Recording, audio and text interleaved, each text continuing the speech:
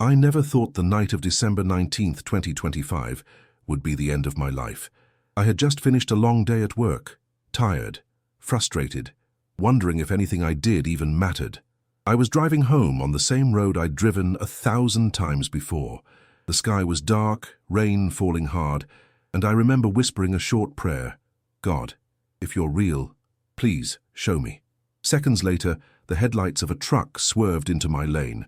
I felt the impact, heard the metal twisting, glass shattering, and then nothing. When I opened my eyes, I was outside the wreck, floating above it. My body was crushed, motionless.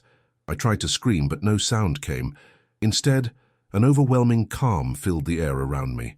Everything was silent, until I heard a faint humming, like a choir far away. The darkness around me began to glow, and in an instant, I was lifted upward. The world faded away, replaced by a tunnel of light so alive that it pulsed like a heartbeat. As I ascended, every memory of pain, fear, and regret seemed to melt off me. Then I heard a voice, clearer than sound, deeper than words. It said, "You are not finished. Come and see." Before I could respond, I was standing, if you can call it that, before a vast expanse of shimmering light. It wasn't just a place, it was a presence. The light felt alive, and from within it, I sensed love, pure, overwhelming, impossible to describe. A figure stepped forward. Though brighter than the sun, I could look at him. His eyes held eternity, both sorrow and compassion. I instantly knew who he was. It was Jesus. He looked at me with a gaze that stripped away every lie I had ever believed. Without words, I confessed everything, every sin, every failure. And yet, I didn't feel condemned. I felt understood. Then he said something that shook me to my core. What you will see is not yet, but soon. The light around us shifted, and suddenly we were high above Earth, looking down from space. It was breathtaking at first. The blue oceans, white. Clouds, the beauty of creation. But then, cracks of red light began to spread across the continents. Fires erupted. The atmosphere grew dim, filled with smoke and storms. Jesus raised his hand, and the scene changed. I saw cities collapsing, people running in panic. There were wars, nations rising against nations. The air was filled with chaos, fear, and hatred. I heard voices crying out, blaming God, cursing his name. I asked, "Why are you showing me this?" He said, "Because the time of mercy is closing, and the world no longer listens to my voice." He showed me a great deception spreading like a shadow across humanity.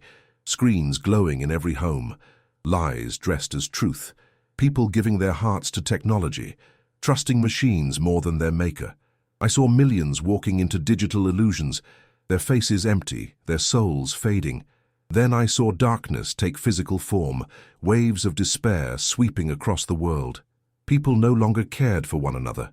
Love was rare. Children were confused, leaders were corrupt, and churches were silent. I turned to him and said, "Is there no hope left?" He looked toward the earth, and tears formed in his eyes. "There is hope," he said, "but it is running out." Then he showed me something incredible. Across the burning world, small points of light began to appear. People praying, repenting, crying out to heaven. These lights multiplied, spreading across continents. I realized these were believers, ordinary men and women filled with extraordinary faith. Jesus smiled. "These are my messengers. In the darkest hour they will shine brightest." He turned to me and placed his hand on my shoulder. "Go back and tell them. Tell them I am real. Tell them the time is short. Tell them I am coming sooner than they think." Before I could respond, I felt myself falling, back through clouds, through the tunnel, through darkness, and then I heard machines beeping. I gasped for air. My eyes opened. I was back in a hospital bed. Doctors were shouting. I had been gone for 17 minutes. At first I thought it was a dream, but as I looked out the window that night, the world felt different. Every sound, every breath, every heartbeat reminded me that time is a gift. Since that day, I can't watch the news.